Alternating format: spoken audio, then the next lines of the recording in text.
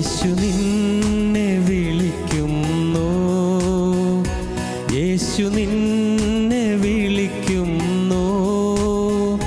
കാൽവരിയിൽ ഉയിർത്തന്നവനാം യേശു നിന്നെ വിളിക്കുന്നു. കാൽവരിയിൽ ഉയിർത്തന്നവനാം യേശു നിന്നെ വിളിക്കുന്നു.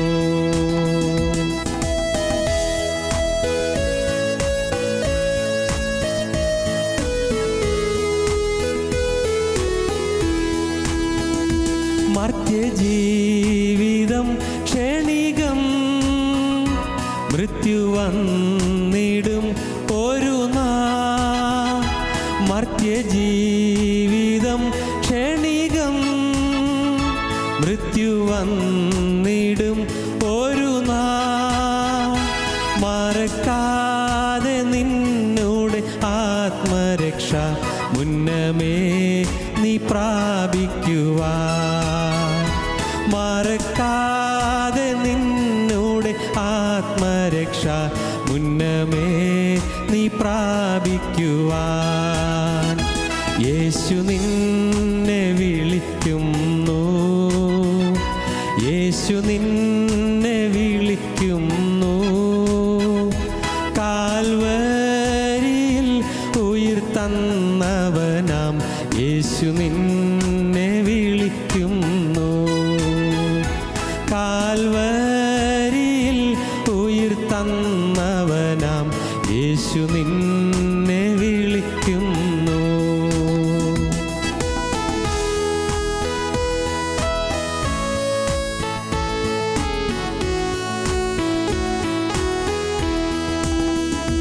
പാപത്തിൻ്റെ ഭാരത്തിനാൽ പാരം കേണു വലഞ്ഞിടുമോ?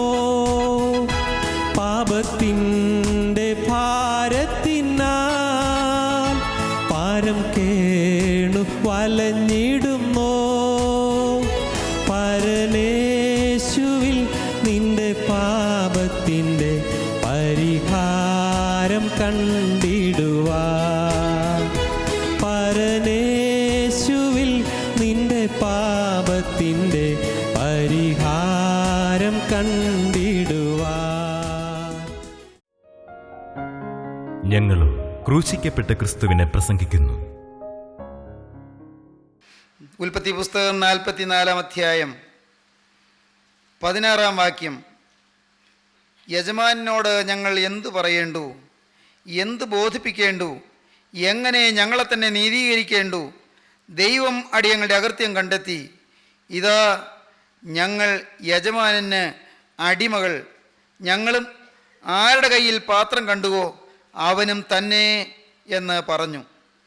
പ്രിയപ്പെട്ടവരെ, യൗസേപ്പ് മിസ്രയീമിൻ്റെ അധിപതിയായി വാഴുകയായിരുന്നുവല്ലോ. യൗസേപ്പിൻ്റെ അടുക്കൽ ദേശദേശാന്തരങ്ങളിൽ നിന്ന് പട്ടിണി പാവങ്ങൾ വന്ന് ധാന്യം വാങ്ങുകയായിരുന്നുവല്ലോ. യൗസേപ്പിൻ്റെ അരികത്ത് വന്ന് ധാന്യം സമ്പാദിച്ചു കൊണ്ട് പോകുവാൻ വന്ന കൂട്ടത്തിൽ യൗസേപ്പിൻ്റെ സഹോദരന്മാർ 2ാം പ്രാവശ്യം വന്നിരിക്കുകയാണ്.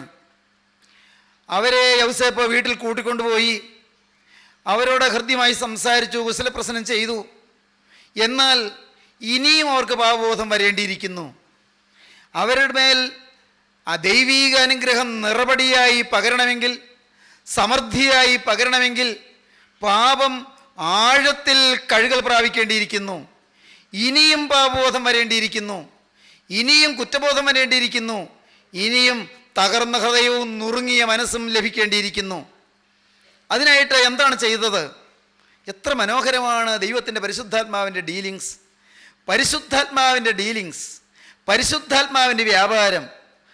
ഒരാളെ വീണ്ടെടുക്കുവാൻ, ഒരാളെ രക്ഷിക്കുവാൻ, ഒരാളെ വിശുദ്ധീകരിപ്പാൻ പരിശുദ്ധാത്മാവിൻ്റെ ഉദ്യമങ്ങളും അധ്വാനങ്ങളും എത്ര ബൃഹത്താണ്, എത്ര മഹത്താണ്, എന്ത് അനുഗ്രഹീതമാണ്. നിങ്ങൾ നോക്കൂ, യൗസേപ്പ് ഈ പ്രാവശ്യം ചെയ്തത് എന്താണ്?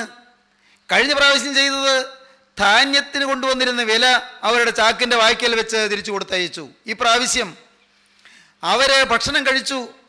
ഭക്ഷണം കഴിച്ചതായ ആ പാത്രം, വെള്ളിപ്പാത്രം, വെള്ളിപ്പാത്രത്തിലാണ് ഭക്ഷണം കൊടുത്തത്.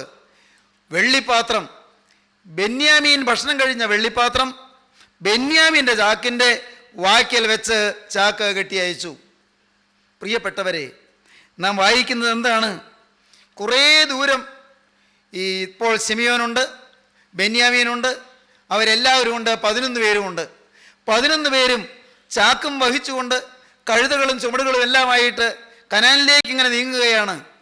കുറേ ദൂരം ചെന്നു. അപ്പോഴുണ്ട് മിസ്രയീമില് ഈ ഉന്നതോദ്യോഗസ്ഥൻ്റെ കാര്യസ്ഥനായ ഭൃത്യനായ ജോലിക്കാരൻ പിറകെ പാഞ്ഞു വരും. നിക്ക് നിക്ക് നിക്ക്, നിങ്ങളെല്ലാം മോഷ്ടാക്കളാണ്. പേടിച്ചു. ഇല്ലില്ല, ഞങ്ങളങ്ങനെ ചെയ്യില്ല. ഇല്ല, ഞങ്ങൾ മോഷ്ടാക്കളല്ല. അല്ല, നിങ്ങൾ മോഷ്ടാക്കൾ. എന്താണ് ഇങ്ങനെ പറയുന്നത്? പ്രിയപ്പെട്ടവരെ, പണ്ട് 20 വർഷം മുൻപ് യൗസേപ്പിനെ വിറ്റ് വെള്ളിക്കാശ് വാങ്ങിയത് അതവർക്ക് ഓർമ്മ വരണം. അതിനെ തന്നെ സ്പെസിഫിക്കായിട്ട് അവരോർത്ത് അനുദപിക്കണം. ഞാൻ എല്ലാ പാവവും ചെയ്തു പോയി എന്ന് എങ്ങനെ മൊത്തമായി ജനറലൈസ് ചെയ്ത് പറഞ്ഞാൽ പോരാ. പാവമെല്ലാം ഞാൻ ചെയ്തു പോയി എന്ന് പറഞ്ഞാൽ പോരാ. സ്പെസിഫിക്കായി, പ്രത്യേകിച്ച്, കൃത്യമായി, വ്യക്തമായി അനുദപിക്കേണ്ടിയിരിക്കുന്നു. വെള്ളിക്കാശ് വാങ്ങി, സഹോദരനെ വിറ്റ് വെള്ളിക്കാശ് വാങ്ങിയ കാര്യം അവർക്ക് ഓർമ്മ കിട്ടേണ്ടിയിരിക്കുന്നു. അതിന് ഇതാ പിറകെ പാഞ്ഞു വരുന്നു. അവരെല്ലാവരും ചാക്ക് താഴെ വെച്ചു. നിങ്ങൾ മോഷ്ടിച്ചു, വെള്ളിപ്പാത്രം മോഷ്ടിച്ചു, നിങ്ങൾക്ക് ഭക്ഷണം കഴിപ്പാൻ വീട്ടിൽ കൂട്ടിക്കൊണ്ടുപോയി, നിങ്ങളെ ബഹുമാനിച്ചു, സ്നേഹിച്ചു, എന്നിട്ട് ഇതോ നിങ്ങൾ ചെയ്തത്. നോക്കി എല്ലാവരും പറഞ്ഞു, ഇല്ലില്ല, ഞങ്ങൾ ചെയ്യില്ല. എന്നാൽ കെട്ടുകളെല്ലാം അഴിച്ചഴിച്ചു വന്നപ്പോൾ ഒരു ചാക്കിൻ്റെ വായ്ക്കൽ വെള്ളിക്കിണ്ണം ഇരിക്കുന്നു, വെള്ളിപ്പാത്രം ഇരിക്കുന്നു. ആരുടെ? ബെന്യാമീൻ്റെ. ഉടനെ യഹൂദ പറഞ്ഞു, ഞങ്ങൾ എല്ലാവരും യജമാനെ, ഞങ്ങൾ അടിമകൾ, എല്ലാവരും അടിമകളാണ്, ഞങ്ങൾ അങ്ങോട്ട് വരാം, ഞങ്ങൾ എല്ലാവരും അടിമകളായി അവിടെ താമസിച്ചുകൊള്ളാം. ഉടനെ പറയുകയാണ്, വേണ്ട വേണ്ട, എല്ലാവരും അടിമകളാകണ്ട. ആരുടെ പക്കൽ വെള്ളിപ്പാത്രം കണ്ടുവോ അവൻ മാത്രം അടിമയായാൽ മതി. സഹിക്കുമോ? സഹിക്കുന്ന കാര്യമാണോ? ബെന്യാമീനെ കൂടാതെ തിരിച്ചു പോകണം. അത് കേട്ടാൽ മതി, അറിഞ്ഞാൽ മതി, അപ്പൻ അപ്പോൾ മരിക്കും. അയ്യോ, എന്തു വേണ്ടു? എല്ലാവരും കൂട്ടക്കരച്ചിലായി. അവർ മുറവിളി കൂട്ടിക്കൊണ്ട് യൗസേപ്പിൻ്റെ അരികിലേക്ക് വന്നു. അവരെല്ലാവരും കൂട്ടക്കരച്ചിലായി. അവർക്ക് മനസ്സിലായി, വെള്ളിക്കിണ്ണം പണ്ട് വെള്ളിക്കാശ് വാങ്ങിയതിൻ്റെ പ്രതീകം. ദൈവമക്കളെ, സ്വർഗത്തിലെ ദൈവത്തിൻ്റെ പരിശുദ്ധാത്മാവിൻ്റെ ഡീലിങ്സ് ഒന്നൊന്നായി ഓർമ്മ തരുന്ന ദൈവസ്നേഹം. ഈ വാക്കുകളെ കേൾക്കുമ്പോൾ, മകനെ, നിനക്ക് എന്തെങ്കിലും കഴിഞ്ഞ കാലങ്ങൾ ഓർമ്മയുണ്ടോ? കള്ളക്കണക്ക് എഴുതിയത് വല്ലത് ഓർമ്മയുണ്ടോ? പൈസ അന്യായമായി സമ്പാദിച്ചത് ഓർമ്മയുണ്ടോ? അഴിമതിക്ക് കൂട്ടുനിന്നത് ഓർമ്മയുണ്ടോ? കൈക്കൂലി വാങ്ങിയത് ഓർമ്മയുണ്ടോ? ദൈവവൈതലെ, ഒരാളുടെ ന്യായം നടത്താതെ അന്യായം ചെയ്തത് ഓർമ്മയുണ്ടോ? ഒരു സാധുവിനെ പീഡിപ്പിച്ചത് ഓർമ്മയുണ്ടോ? നിരപരാധിയായ ഒരു മനുഷ്യനെ വിഷമിപ്പിച്ചത് ഓർമ്മയുണ്ടോ? ഒരു സാധുവായ ദൈവവൈതലിനെ അപമാനിച്ചത് നിനക്ക് ഓർമ്മയുണ്ടോ? മകളെ, ചിന്തിക്കൂ. കഴിഞ്ഞ കാലങ്ങളിൽ നിന്റെ ജീവിതത്തിൽ വന്ന് ആരും അറിഞ്ഞില്ല, നിന്റെ ഭർത്താവ് അറിഞ്ഞില്ല, നിന്റെ മക്കൾ അറിഞ്ഞില്ല, മാതാപിതാക്കൾ അറിഞ്ഞില്ല, സ്വർഗത്തിലെ ദൈവം അറിഞ്ഞു. മകളെ, നീ ഓർക്കുന്നുണ്ടോ പാപത്തിൻ്റെ ഭയാനകത്വം? ഇതാ, നീ സ്പെസിഫിക്കായി, കൃത്യമായി, വ്യക്തമായി അത് മാത്രം ഓർത്ത് നീ കരയേണ്ടിയിരിക്കുന്നു. പാപം കൃത്യമായി കാണേണ്ടിയിരിക്കുന്നു. വെള്ളിക്കാശ് വഞ്ചിച്ചെടുത്തു, അത് സഹോദരനെ വിറ്റ് വിലയായി വെള്ളിക്കാശ് സമ്പാദിച്ചു. ഇതാ, അന്യായമായും ക്രൂരമായും നിഷ്ഠൂരമായും എത്രയും ഭയാനകമായും ചെയ്ത ക്രൂരകൃത്യത്തിൻ്റെ തിരിച്ചടി ഏൽക്കുകയാണ്. വെള്ളിപ്പാത്രം വരികയാണ്. ദൈവത്തിൻ്റെ വലിയ നാമം മഹത്വപ്പെടട്ടെ. ഈ വാക്കുകളെ നിങ്ങൾ കേൾക്കുമ്പോൾ തീർച്ചയായും നിങ്ങൾക്ക് പലതും ഓർമ്മയിൽ വരുന്നുണ്ട് എന്ന് ഞാൻ ആലോചിക്കട്ടെ, ഞാൻ ചിന്തിക്കട്ടെ, ഞാനങ്ങനെ ഊഹിക്കട്ടെ. പ്രിയപ്പെട്ടവരെ, പലപ്പോഴും വചന ശുശ്രൂഷകളിൽ പങ്കെടുക്കുമ്പോൾ, ചിലപ്പോൾ തിരുവചനം വായിക്കുമ്പോൾ, ചിലപ്പോൾ തിരുവചനം ധ്യാനിക്കുമ്പോൾ, പ്രിയപ്പെട്ടവരെ, ഈ നിസ്സാരനായ എനിക്ക് പാപബോധം കിട്ടാറുണ്ട്. കഴിഞ്ഞ കാലങ്ങളിൽ എൻ്റെ മനോഭാവത്തിൽ വന്നുപോയ പാവങ്ങൾ, എൻ്റെ ചിന്താഗതിയിൽ വന്നുപോയ പാവങ്ങൾ ഞാൻ പറയട്ടെ. സ്ഥാനമോഹങ്ങൾ, അധികാരമോഹങ്ങൾ, മറ്റുള്ളവരെല്ലാം എന്നെ ആദരിക്കണം, എന്നെ ബഹുമാനിക്കണം എന്നുള്ളതായ ആഗ്രഹങ്ങൾ, തന്നെയുമല്ല ആരെങ്കിലും എന്നെക്കുറിച്ച് അപവാദം പറയുമ്പോൾ ഉണ്ടാകുന്ന നീരസങ്ങൾ, അവരോടുള്ള കയ്പുകൾ. പ്രിയപ്പെട്ടവരെ, എന്തെല്ലാം പാപം എൻ്റെ ജീവിതത്തിൽ. നാഥ, എൻ്റെ ജീവിതത്തിൽ, എൻ്റെ രക്തത്തിൽ പാപം, എൻ്റെ സ്വഭാവത്തിൽ പാപം. ഭാഗ്യവശാൽ ഒരു പ്രവൃത്തിയിൽ അഴുതായികളിലേക്ക് പോകാൻ ഇടവരാതെ കരുണയുള്ള കർത്താവ് എന്നെ കാത്തു. എന്നാൽ പ്രിയപ്പെട്ടവരെ, എൻ്റെ മനോഭാവത്തിൽ എത്രയെത്ര പാപം ഉണ്ടായിരുന്നു. ഞാൻ ഒരു ഈഗോയുടെ അടിമയായിരുന്നു. ഈഗോ, സ്വയത്തിൻ്റെ അടിമയായിരുന്നു. എൻ്റെ ദൈവം എന്നോട് എത്ര കരുണയോടെ ഡീൽ ചെയ്തു. എൻ്റെ ഈഗോയെ തകർക്കാൻ, എൻ്റെ സ്വയത്തെ തകർക്കാൻ ഏതെല്ലാം ആക്ഷേപങ്ങൾ കേൾക്കേണ്ടി വന്നു, ഏതെല്ലാം അപവാദങ്ങൾ കേൾക്കേണ്ടി വന്നു. എൻ്റെ ഈഗോ ഉടയുകയായിരുന്നു, എൻ്റെ സ്വയം തകരുകയായിരുന്നു, ഞാൻ എന്ന വ്യക്തി ഉടഞ്ഞു തകർന്ന് ഞാൻ പൊടിയാകുകയായിരുന്നു. ഭാഗ്യം തല പൊങ്ങിയില്ല, ഒരിക്കലും തല പൊങ്ങാനിട വന്നില്ല. കരുണയുള്ള കർത്താവ് അപ്പോഴപ്പോൾ ശത്രുവിനെ അനുവദിച്ചു എന്നെക്കുറിച്ച് അപവാദം പറയാൻ, എന്നെക്കുറിച്ച് ഇല്ലാത്തത് പറയാൻ. സഹോദരങ്ങളെ, നിങ്ങളോട് പറയട്ടെ, ഞാൻ വിനയപൂർവ്വം നിങ്ങൾ അറിയിക്കട്ടെ, നിങ്ങളുടെ ജീവിതത്തിൽ വരുന്ന ഏതൊരു കാര്യത്തിലും നിങ്ങൾക്ക് എന്തെങ്കിലും ചിന്തിക്കാനുണ്ടോ എന്ന് നോക്കണം, തിരിഞ്ഞു നോക്കി അനുദപിക്കാനുണ്ടോ എന്ന് നോക്കണം. വെള്ളിപ്പാത്രം, വെള്ളിക്കാശ് ഓർമ്മ വന്നു. അവർ കൂട്ടക്കരച്ചിലായി. അവരെല്ലാവരും പറഞ്ഞു. അവരെന്താണ് പറഞ്ഞത്? യഹൂദ അവർക്കെല്ലാവർക്കും വേണ്ടി പറഞ്ഞു, യജമാനോട് ഞങ്ങൾ എന്ത് പറയേണ്ടു, എന്ത് ബോധിപ്പിക്കേണ്ടു, എങ്ങനെ ഞങ്ങളെ തന്നെ നീതീകരിക്കേണ്ടു? ദൈവം അടിയങ്ങളുടെ അകൃത്യം കണ്ടെത്തി, ഇതാ ഞങ്ങൾ യജമാനന് അടിമകൾ, ഞങ്ങളും ആരുടെ കയ്യിൽ പാത്രം കണ്ടു അവനും തന്നെ എന്ന് പറഞ്ഞു. ദൈവത്തിന് സ്തോത്രം. സ്നേഹിതരെ, യഹൂദ പറഞ്ഞ വാക്കുകൾ എല്ലാവർക്കും വേണ്ടിയായിരുന്നു. ഞാനും പറയട്ടെ, നിങ്ങളും പറയട്ടെ, യഹോവ അടിയങ്ങളുടെ അകൃത്യം കണ്ടെത്തി, എൻ്റെ നാമം വിളിക്കപ്പെട്ടിരിക്കുന്ന എൻ്റെ ജനം തങ്ങളെ തന്നെ താഴ്ത്തി പ്രാർത്ഥിച്ച് എൻ്റെ മുഖം അന്വേഷിച്ച് തങ്ങളുടെ ദുർമാർഗങ്ങളെ വിട്ടു തിരിയുന്നുവെങ്കിൽ ഞാൻ സ്വർഗത്തിൽ നിന്ന് കേട്ട് അവരുടെ പാപം ക്ഷമിച്ച് അവരുടെ ദേശത്തിന് സൗഖ്യം വരുത്തി കൊടുക്കുമെന്ന് ദിനവൃത്താന്ത പുസ്തകം 2-ാമത്തെ പുസ്തകം 7-ാം അധ്യായം 14-ാം വാക്യത്തിൽ പറയുന്നു. ദേശത്തിന് സൗഖ്യം വേണമോ? കുടുംബത്തിന് സൗഖ്യം വേണമോ? മകളെ, നിന്റെ ഭർത്താവിന് സൗഖ്യം വേണമോ? യൗവനക്കാരാ, നിന്റെ മാതാപിതാക്കൾക്ക് സൗഖ്യം വേണമോ? സ്നേഹിത, നിന്റെ ഭാര്യയ്ക്ക് മനസുഖം വേണമോ? ദൈവവൈതലേ, നിന്റെ കുഞ്ഞുങ്ങൾക്ക് ഒരു നല്ല ഭാവി ഐശ്വര്യം വേണമോ? നിന്റെ ദേശത്തിന് സൗഖ്യം വേണമോ? നീ ചേർന്ന് നിൽക്കുന്ന കൂട്ടായ്മയ്ക്കും, നീ ചേർന്ന് നിൽക്കുന്ന സഭയ്ക്കും, നീ ചേർന്ന് നിൽക്കുന്ന ഇടവകയ്ക്കും ഒരു സൗഭാഗ്യം വേണമോ? സമാധാനം വേണമോ? നീ ഒരു വിശുദ്ധനായി നിൽക്കുവീൻ. ഒരാൾ പാപത്തിൽ നിന്ന് മോചനം പ്രാപിച്ച് പാപത്തെ വിട്ട് ഒരു വിശുദ്ധനായി നിന്റെ ദേശത്ത് നിൽക്കുവീൻ, നിന്റെ ഭവനത്തിൽ നിൽക്കുവീൻ, നിന്റെ സഭയിൽ നിൽക്കുവീൻ, നിന്റെ ഇടവകയിൽ നിൽക്കുവീൻ, നിന്റെ കൂട്ടായ്മയിൽ നിൽക്കുവീൻ, നിന്റെ കൊച്ചു വീട്ടിൽ നിൽക്കുവീൻ. It is better to light a candle than to curse the darkness. ഇരുട്ടിനെ ശപിക്കുകയല്ല വേണ്ടത്, ഒരു ചെറിയ തിരിയെങ്കിലും കത്തിക്കുകയാണ് വേണ്ടത്. നിങ്ങൾ ഈ പ്രാർത്ഥനാ ഹാളിലേക്ക് നിങ്ങൾ കടന്നു വരുന്നു. പ്രാർത്ഥനാ ഹാളിലേക്ക് നിങ്ങൾ വരുന്നു. അവിടെ വാതുക്കൽ വന്നു, മുഴുവൻ കൂരിരുട്ടാണ്, വാതിൽ കാണാൻ വയ്യ. നിങ്ങൾ തപ്പി വാതിൽ കണ്ടെത്തി. കാരണം പ്രാർത്ഥനാ ഹാളല്ലേ. പ്രാർത്ഥനാ ഹാള് നല്ലതാണ്, ഇരുന്ന് പ്രാർത്ഥിക്കാം. ഇരുട്ടാണെങ്കിൽ സാരമില്ല, പ്രാർത്ഥിക്കാം. നിങ്ങൾ അവിടെ നിന്ന് ഇങ്ങോട്ട് കടന്നു വന്നു, ഏതാനും ചുവടുകൾ വെച്ചു. അപ്പോൾ ദാണ്ടേ ഇവിടെ ഈ തൂണിൽ നിങ്ങളുടെ മൂക്ക് തട്ടി. കാരണം ഇവിടെ ഇരുട്ടാണ്. നിങ്ങൾ വിചാരിച്ചു ഇത് നല്ല പ്രാർത്ഥനാ ഹാളാണെന്ന് വിചാരിച്ചു. എന്താണിത്? ഇതിനകത്ത് വരുമ്പോൾ വേദനിക്കേണ്ടി വന്നല്ലോ. വേണ്ട, ഒഴിവായി പോകാം. നിങ്ങൾ തപ്പി വന്നു, തൻ്റെ ഈ പ്ലാറ്റ്ഫോമിൻ്റെ അടുക്കൽ വന്നു. എന്തു പറ്റി? നിങ്ങൾ അവിടെ തട്ടി, കാല് തട്ടി, നിങ്ങൾ മുഞ്ഞുകുത്തി വീണു. നിങ്ങളുടെ തലയും വേദനിച്ചു, നിങ്ങളുടെ കൈമുട്ടും വേദനിച്ചു. നിങ്ങൾ എഴുന്നേറ്റിട്ട് ശപിക്കാൻ തുടങ്ങി. ഇതെന്തോ ഒരു ശല്യം! ഇതാണോ പ്രാർത്ഥനാ ഹാള്? ഇതെന്തോ ഒരു ശല്യം! ഇതിനകത്ത് കടന്നതേ നാശമായി. രക്ഷപ്പെടാം, ഇവിടെ നിന്ന് കടന്നു പോയാൽ മതിയായിരുന്നു. വാതിലെവിടെ? തപ്പി പോയത് അങ്ങോട്ടാണ്. അവിടെ താണ്ടേ ആ കസേരയുടെ ഇടയ്ക്ക് നിങ്ങൾ ചെന്ന് കസേരയിൽ തൊടുകയുമല്ല, വീണ്ടും വീണു. ഒരു കസേര വേറൊരു കസേരയുടെ മീതേട്ട് നിങ്ങൾ കസേരയുടെ അടിയിൽ. നിങ്ങൾ അവിടെ നിന്ന് ഒരു വിധത്തിൽ പിടിച്ച് എഴുന്നേറ്റു. എങ്ങനെ രക്ഷപ്പെടേണ്ടു? നിങ്ങൾ തിരിച്ചിങ്ങോട്ട് നടക്കുകയാണ്. അങ്ങനെ വന്നപ്പോൾ അവിടെ ആ ജനലിൻ്റെ അടുക്കൽ ചെന്ന് അവിടെ മുട്ടി. അയ്യോ, ഇതെന്തൊരു ശല്യം! ഇതാണോ പ്രാർത്ഥനാ ഹാള്? നിങ്ങൾ ആകെ ശപിക്കുകയാണ്. പ്രിയപ്പെട്ടവരെ, അനേകരിന്ന് സമൂഹത്തെ ശപിക്കുകയാണ്, അനേകരിന്ന് മറ്റുള്ളവരെ ശപിക്കുകയാണ്, സാഹചര്യങ്ങളെ ശപിക്കുകയാണ്. വേണ്ട. നിങ്ങളുടെ കയ്യിൽ ഒരു ചെറിയ തിരി ഉണ്ടായിരുന്നെങ്കിൽ വിശാലമായ ഈ പ്രാർത്ഥനാ ഹാളിലൂടെ നിങ്ങൾക്ക് സുഖമായി നടക്കാം. എത്രയോ സ്ഥലം വിശാലമായി കിടപ്പുണ്ട്. ആ കസേരയുടെ ഇടയിലെല്ലാം ഇടയ്ക്കൂടെ പകരാൻ നല്ല സ്ഥലമുണ്ട്. അവിടെ ജനലിൽ ചെന്ന് മുട്ടേണ്ട ആവശ്യമില്ല. ഇവിടെ വിശാലമായ വാതിലുണ്ട്, അവിടെയുമുണ്ട് വിശാലമായ വാതിൽ. ഇല്ലേ? നിങ്ങൾക്ക് സുഖമായി പോകാൻ പറ്റുകയില്ലേ? കുറവെന്താണ്? ഈ സ്ഥലത്തിൻ്റെ കുഴപ്പമല്ല, നിങ്ങളുടെ കയ്യിൽ ചെറുതിരിയില്ല എന്നുള്ളതാണ്, കത്തുന്ന തിരിയില്ല. It is better to light a candle than to curse the darkness. ഇരുട്ടിനെ ശപിക്കല്ലേ, ഒരു ചെറുതിരിയെങ്കിലും കത്തിക്കൂ. മറ്റ് സാഹചര്യങ്ങളെ പഴിക്കരുത്. പ്രിയപ്പെട്ടവരെ, നിങ്ങളുടെ വീടിനെ ശപിക്കരുത്. എനിക്കെന്താണ് ഇങ്ങനെയുള്ള വിവാഹം കിട്ടിയത്? ഇങ്ങനത്തെ ഒരു സ്ത്രീയാണല്ലോ എനിക്ക് ഭാര്യയായിട്ട് കിട്ടിയത്, ഇങ്ങനത്തെ മക്കളെയാണല്ലോ എനിക്ക് കിട്ടിയത്. എന്നും കുസൃതി, എന്തു പറഞ്ഞാൽ അനുസരിക്കില്ല, ഉഴപ്പ് തന്നെ ഉഴപ്പ്. അയ്യോ അപ്പനോടും അമ്മയോടും ഇങ്ങനെ ധിക്കാരം പറയാമോ? നിങ്ങൾക്ക് തോന്നും ഇങ്ങനത്തെ മക്കളെ ദൈവം എനിക്കെന്തിനാ തന്നത്. നിങ്ങൾ പറയും, ഓ എൻ്റെ ഭർത്താവ് എന്നും മദ്യപിക്കുന്നു, എന്നും വഴക്ക്, അയ്യോ പ്രത്യേക കാരണം വേണ്ട, എപ്പോഴും കോപം, എനിക്കെന്താണ് ഇങ്ങനെ വന്നത്? ഓ എനിക്കിതല്ലേ ദൈവം തന്നുള്ളൂ.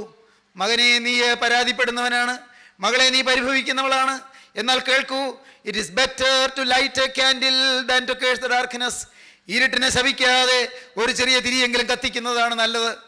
നാം എന്താണ് കാണുന്നത്? അവർ പറഞ്ഞു, യഹോവ ഞങ്ങളുടെ അകൃത്യം കണ്ടെത്തി. അവർക്ക് കുറ്റബോധം വന്നു. പ്രിയപ്പെട്ടവരെ, കുറ്റബോധം വന്നു എന്ന് മനസ്സിലായി.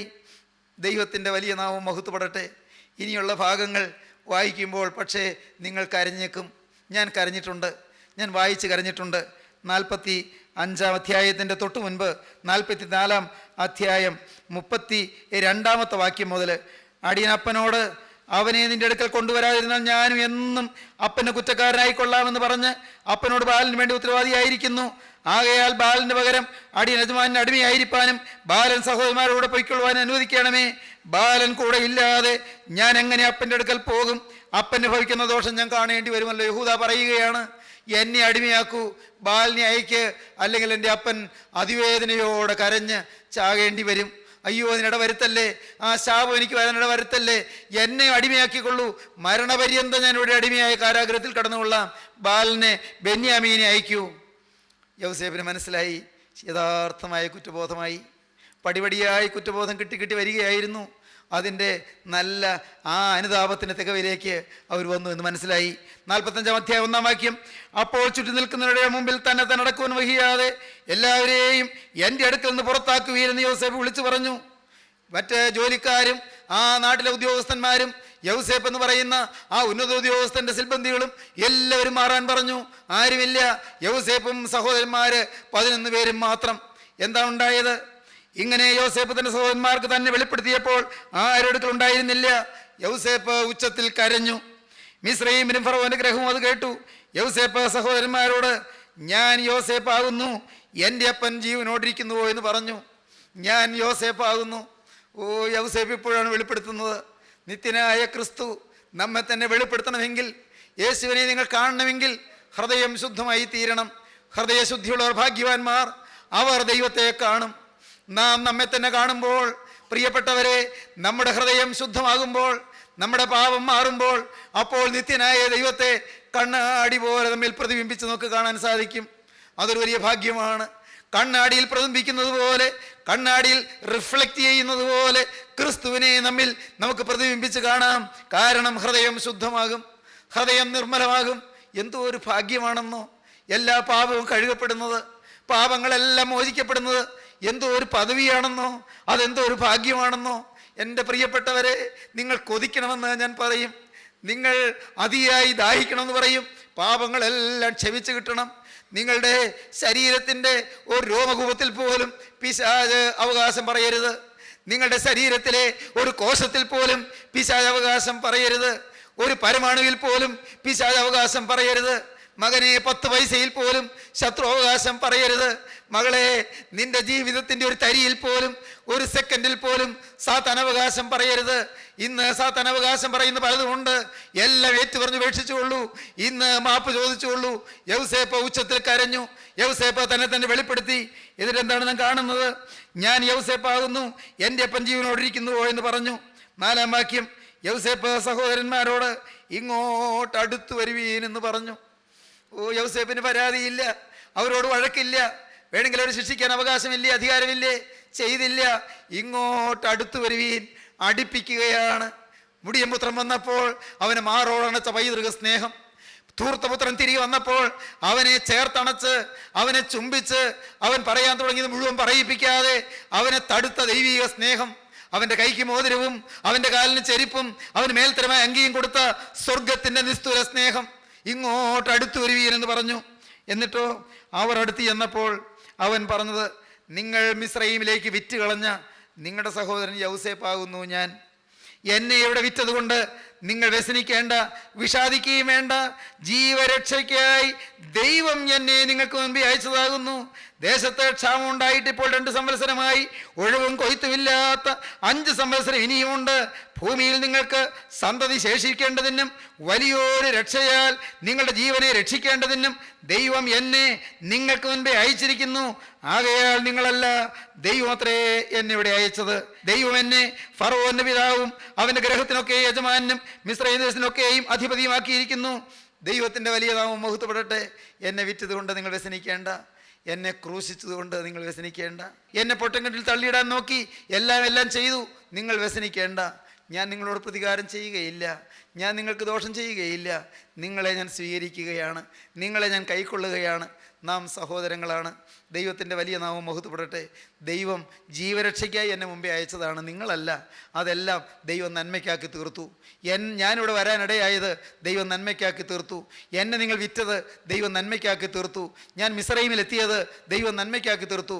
ഞാൻ മിസ്രയീം കാരാഗൃഹത്തിൽ 13 കൊല്ലം കിടന്നത് ദൈവം നന്മയ്ക്കാക്കി തീർത്തു.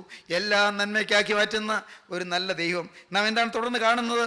ഭൂമിയിൽ നിങ്ങൾക്ക് സന്തതി ശേഷിക്കേണ്ടതിനും വലിയൊരു രക്ഷയാൽ നിങ്ങളുടെ ജീവനെ രക്ഷിക്കേണ്ടതിനും ദൈവം എന്നെ നിങ്ങൾക്ക് മുമ്പേ അയച്ചിരിക്കുന്നു. ആകയാൽ നിങ്ങളല്ല, ദൈവം അത്രേ എന്നെ ഇവിടെ അയച്ചത്. നമുക്ക് വീണ്ടും തുടർന്ന് കാണാം. 13-ാം വാക്യം. മിസ്രയീമിൽ എനിക്കുള്ള മഹത്വവും നിങ്ങൾ കണ്ടതൊക്കെയും അപ്പനെ അറിയിക്കണം. എൻ്റെ അപ്പനെ വേഗത്തിലൂടെ കൊണ്ടുവരികയും വേണം. അവൻ തൻ്റെ അനുജൻ ബെന്യാമീനെ കെട്ടിപ്പിടിച്ച് കരഞ്ഞു. ബെന്യാമീൻ അവനെയും കെട്ടിപ്പിടിച്ച് കരഞ്ഞു. എന്തോ ഒരു സന്തോഷം! എല്ലാ പ്രയാസവും മാറി, എല്ലാ വേദനയും മാറി, എല്ലാ ദുഃഖവും മാറി, എല്ലാ ദുരിതവും മാറി. എന്തോ ഒരു സന്തോഷം! ബെന്യാമീനെ കെട്ടിപ്പിടിച്ച് കരഞ്ഞു. ബെന്യാമീൻ അവൻ്റെ സഹോദരനായ യോസേഫിനെയും കെട്ടിപ്പിടിച്ച് കരഞ്ഞു. അവൻ സഹോദരന്മാരൊക്കെയും ചുംബിച്ചു, കെട്ടിപ്പിടിച്ച് കരഞ്ഞു. സഹോദരന്മാരൊക്കെയും ചുംബിച്ചു, കെട്ടിപ്പിടിച്ച് കരഞ്ഞു.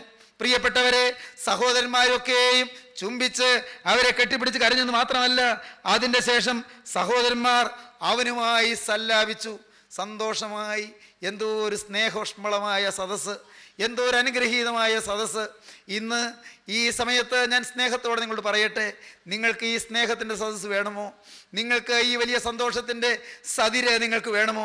ഈ ആനന്ദത്തിൻ്റെ തികവ് നിങ്ങൾക്ക് വേണമോ? ഇപ്പോൾ നിങ്ങൾക്ക് പ്രാപിക്കാം. ഈ വാക്കുകൾ നിങ്ങൾ കേട്ടുകൊണ്ടിരിക്കുമ്പോൾ തന്നെ നിങ്ങൾക്ക് നിങ്ങളുടെ ഹൃദയത്തിൽ യേശുവിനെ നിങ്ങൾക്ക് സ്വീകരിക്കാം. ഈ നിത്യനായ രക്ഷകൻ നിങ്ങളെ തൻ്റെ മാറോട് അണയ്ക്കുന്നത് നിങ്ങൾക്ക് അനുഭവമാകാം. അവൻ നിങ്ങളെ വാത്സല്യിക്കുന്ന ദൈവമാണ്, അവൻ നിങ്ങളെ സ്നേഹിക്കുന്ന ദൈവമാണ്, അവൻ നിങ്ങളെ കരുതുന്ന ദൈവമാണ്, അവൻ നിങ്ങളെ പേർ ചൊല്ലി വിളിക്കുന്ന ദൈവമാണ്, അവൻ നിങ്ങളെ ഓരോരുത്തരെയും ആളാമ്പ്രതി അറിയുന്ന ദൈവമാണ്, അവൻ നിങ്ങൾക്ക് വേണ്ടി കരുതുന്ന ദൈവമാണ്, അവൻ നിങ്ങളെ തേടി വന്നിരിക്കുകയാണ്. ആ സ്നേഹനിധിയായ ക്രിസ്തുവിൻ്റെ ക്രൂസിനെ നിങ്ങളിപ്പോൾ ഒന്ന് കാണുമോ? ആ ക്രൂസിലെ സ്നേഹത്തെ നിങ്ങളൊന്ന് കാണുമോ? ആ സ്നേഹം നിങ്ങളെ മാടി അടുപ്പിക്കുകയാണ്. ഇങ്ങോട്ട് അടുത്തു വരുവീനെന്ന് ക്രൂസിൻ ചുവട്ടിലേക്ക്, സ്നേഹത്തിൻ്റെ പാദത്തിലേക്ക് നിങ്ങൾ വിളിക്കുകയാണ്. അടുത്തു വരുവാൻ വിളിക്കുന്ന സ്നേഹം, അടുപ്പിക്കുന്ന സ്നേഹം. പ്രിയപ്പെട്ടവരെ, ഞാനൊന്ന് വ്യക്തമായി പറയട്ടെ, ദൈവം നിങ്ങളെ ശപിക്കുന്നില്ല. ഞാൻ ആവർത്തിച്ച് പറയട്ടെ, സ്വർഗത്തിലെ ദൈവം നിങ്ങളെ തള്ളിക്കളയുന്നില്ല. ദൈവം നിങ്ങളെ എല്ലാവരെയും സ്നേഹിക്കുകയാണ്, നിങ്ങളെ എല്ലാവരെയും കരുതുകയാണ്. ദൈവം നിങ്ങളെ ഓമനപ്പേർ ചൊല്ലി വിളിക്കുകയാണ്. പുഴുവായ യാക്കോബേ, ഭയപ്പെടേണ്ട. ഇസ്രായേൽ പരിശയെ ഭ്രമിച്ചു നോക്കേണ്ട. ഞാൻ നിന്റെ ദൈവമാകുന്നു. നീ എന്നെ അറിയാതിരിക്കേ, ഞാൻ നിന്നെ ഓമനപ്പേർ ചൊല്ലി വിളിച്ചിരിക്കുന്നു. നീ എന്നെ അറിയാതിരിക്കേ, ഞാൻ നിന്റെ അരമുറുക്കിയിരിക്കുന്നു എന്നത്രേ യെശയ്യാവ് പറയുന്നത്. പുഴുവായ യാക്കോബേ, ഭയപ്പെടേണ്ട. ഇസ്രായേൽ പരിശയെ ഭ്രമിച്ചു നോക്കേണ്ട.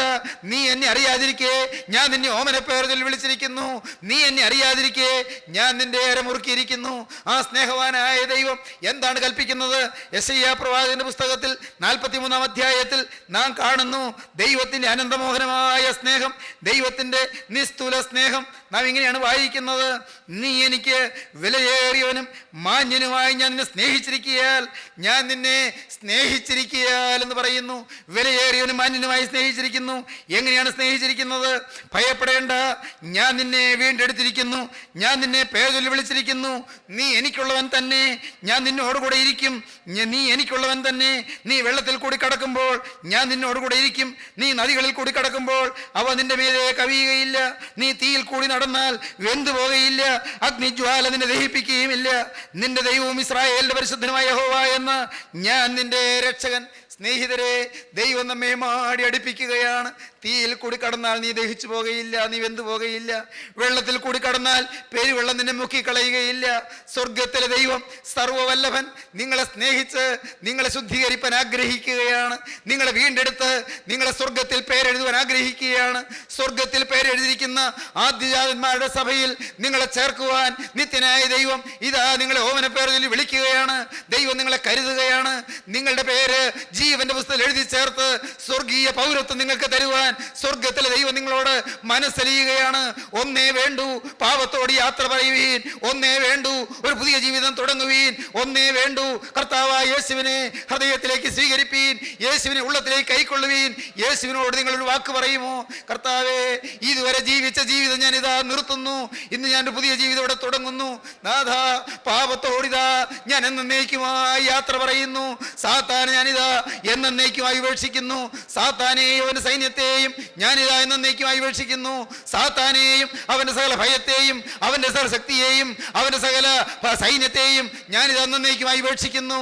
മിശിഹാ തമ്പുരാനെ, നിന്നെ ഞാനിതാ എൻ്റെ കർത്താവും രക്ഷിതാവുമായി ഇപ്പോൾ ഇതാ സ്വീകരിക്കുന്നു. എന്നെ തന്നെ നാഥാ ഞാൻ നിനക്ക് തരുന്നു. നിങ്ങളുടെ ഹൃദയം നിങ്ങൾ തുറക്കുമോ? യേശുവിനെ നിങ്ങൾ കൈക്കൊള്ളുമോ? യേശുവിനായി നിങ്ങൾ ഉള്ളം തുറന്നുകൊണ്ട് യേശുവിനോട് നിങ്ങൾ വാക്ക് പറയുമോ? നാഥാ, ഇന്ന് മുതൽ ഞാൻ നിന്റെ വക. യേശുവേ, ഇന്ന് മുതൽ ഞാൻ നിന്റെ വക. നിങ്ങൾ ഈ തീരുമാനം എടുത്തുവോ പ്രിയരെ? യേശുവിനോട് വാക്ക് പറഞ്ഞുവോ പ്രിയരെ? എങ്കിൽ ഇരിക്കുന്ന ഇരിപ്പിൽ നിങ്ങളുടെ തീരുമാനം നിങ്ങളുടെ ഹൃദയത്തിൽ നിന്ന് വരുന്നു എങ്കിൽ മാത്രം നിങ്ങളുടെ കരങ്ങളെ നിങ്ങൾ ഉയർത്തുവീൻ. യേശുവിനോട് വാക്ക് പറയുവീൻ. നാഥാ, ഇന്ന് മുതൽ ഞാൻ നിന്റെ വക. എനിക്ക് വേണ്ടി ക്രൂസിൽ മരിച്ച യേശുവേ, ഇന്ന് മുതൽ ഞാൻ നിനക്കായി ജീവിക്കും. യേശുവിനോട് നിങ്ങൾ വാക്ക് പറയുവീൻ. യേശുവിന്റെ കരങ്ങളിലേക്ക് നിങ്ങളുടെ ജീവിതം കൊടുക്കുവീൻ. യേശുവിനെ നിങ്ങൾ സ്വീകരിപ്പീൻ. യേശുവിനെ ഹൃദയത്തിലേക്ക് എതിരേൽക്കുവീൻ. യേശുവിനായി ജീവിതം വിട്ടുകൊടുക്കുവീൻ. പുതിയ ജീവിതം നിങ്ങൾ ആരംഭിക്കുവീൻ. യേശുവിനോട് വാക്ക് പറഞ്ഞുകൊണ്ട് നമുക്ക് പ്രാർത്ഥിക്കാം. കരങ്ങളെ താഴ്ത്തിയിടുവീൻ. കരുണയുള്ള ദൈവമേ, സ്നേഹം നിറഞ്ഞ പിതാവേ, അൻപുള്ള രക്ഷിതാവേ, വാഴ്ത്തപ്പെട്ട കർത്താവേ, നല്ലൊരു ദിവസം കൂടി ഞങ്ങൾക്ക് തന്നതിനാൽ ഞങ്ങൾ നിന്നെ സ്തുതിക്കുന്നു. ഞങ്ങൾ നിന്നെ സ്തോത്രം ചെയ്യുന്നു. പാപം ക്ഷമിക്കുന്ന, അകൃത്യം മോചിക്കുന്ന നിസ്തുല സ്നേഹമായി ഗോകുൽത്തായിലെ ക്രിസ്തുവിനെ കാണാൻ ഞങ്ങൾക്ക് തന്ന ഭാഗ്യത്തിനായി ഞങ്ങൾ നിന്നെ സ്തുതിക്കുന്നു. കുരിശിൽ കുറ്റമറ്റ രക്തം ചിന്തിയ ഞങ്ങളുടെ രക്ഷകനായ യേശുവേ, അവിടുത്തെ സ്നേഹത്തിൻ്റെ മുന്നിൽ ഇതാ ഞങ്ങളെ തന്നെ അടിയറ വയ്ക്കുന്നു. ഞങ്ങളെ തന്നെ സമർപ്പിക്കുന്നു. എല്ലാവരെയും അനുഗ്രഹിക്കണമേ. ഭാരത്തോടിരിക്കുന്നവരുണ്ടല്ലോ കർത്താവേ, രോഗത്തിൽ വലയുന്നവരുണ്ടല്ലോ കർത്താവേ, വ്യാധികളിൽ പീഡകളിൽ വിഷമിക്കുന്നവരുണ്ടല്ലോ കർത്താവേ, ഭയപ്പാടിലും ഭീതിയിലും ആശങ്കയിലും ഉലയുന്നവരുണ്ടല്ലോ കർത്താവേ, പണത്തിൻ്റെ ഞെരുക്കത്തിലും കടബാധ്യതയിലും വിഷമിച്ച് കഴിയുന്നവരുണ്ടല്ലോ കർത്താവേ, കുടുംബ സമാധാനമില്ലാത്തവരുണ്ടല്ലോ കർത്താവേ, എല്ലാവരെയും അവിടുന്ന് സന്ദർശിക്കണമേ. എല്ലാവരെയും അവിടുന്ന് സാന്ത്വനപ്പെടുത്തണമേ. എല്ലാവർക്കും ആശ്വാസം നൽകണമേ. ശാന്തിയുടെയും സമാധാനത്തിൻ്റെയും സ്നേഹത്തിൻ്റെയും പുതിയ അനുഭവങ്ങൾ എല്ലാവർക്കും നൽകണമേ. തീരുമാനമെടുത്തവരെ മുദ്രയിട്ട് വേർതിരിക്കണമേ. തിരുനാമം മഹത്വപ്പെടുത്തണമേ. കർത്താവായ യേശുവിൻ്റെ ശ്രേഷ്ഠ നാമത്തിൽ താഴ്മയോടെ യാചിക്കുന്നു. കൃപയോടെ കേൾക്കുമാറാകണമേ. ആമീൻ.